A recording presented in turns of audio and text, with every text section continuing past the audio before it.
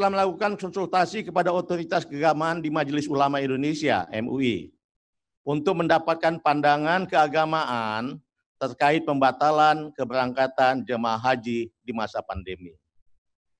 Setelah itu, tentu Kementerian Agama juga sudah melakukan komunikasi dengan mitra kami, Komisi 8 di DPR, tentang perkembangan situasi ini, baik melalui komunikasi formal rapat kerja maupun komunikasi informal secara langsung.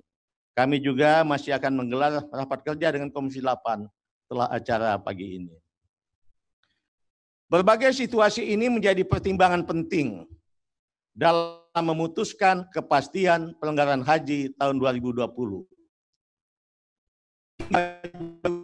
Pada pagi ini, pihak Arab Saudi tak kunjung membuka akses bagi jemaah haji dari negara manapun.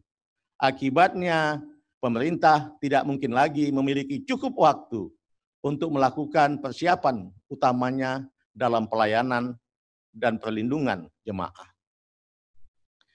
Berdasarkan kenyataan tersebut, pemerintah memutuskan untuk tidak memberangkatkan jemaah haji pada tahun 2020 atau tahun 1441 Hijriah ini. Saya ulangi, pemerintah memutuskan untuk tidak memberangkatkan jemaah haji pada tahun 1441 Hijriah atau tahun 2020 ini.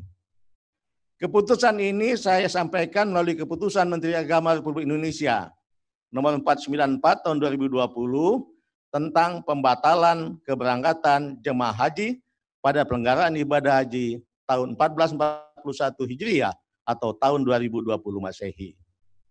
Sesuai amanat undang-undang, selain persyaratan kemampuan secara ekonomi dan fisik, kesehatan, keselamatan dan keamanan jemaah haji harus dijamin dan diutamakan sejak dari embarkasi atau debarkasi, dalam perjalanan dan juga saat di Arab Saudi.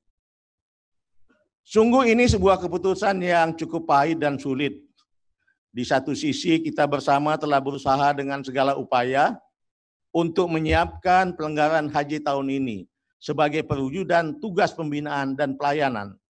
Tapi di sisi lain, kita juga memikul tanggung jawab untuk memberikan perlindungan bagi jemaah dan petugas haji.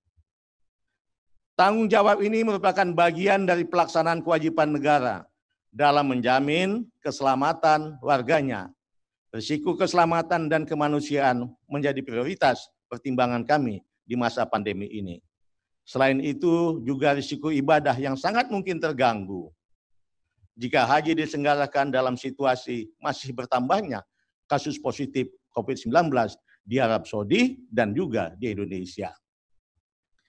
Keputusan yang pahit ini kita yakini paling tepat dan paling maslahat bagi jemaah dan petugas kita semua. Keputusan pembatalan keberangkatan haji ini sudah melalui kajian yang sangat mendalam karena pandemi COVID-19 yang melanda hampir seluruh negara di dunia, termasuk Indonesia dan Arab Saudi, dapat mengancam keselamatan jemaah. Agama mengajarkan menjaga jiwa adalah kewajiban yang harus diutamakan. Ini semua menjadi dasar pertimbangan dalam menetapkan kebijakan ini. Terima kasih sudah nonton. Jangan lupa like, subscribe, dan share ya.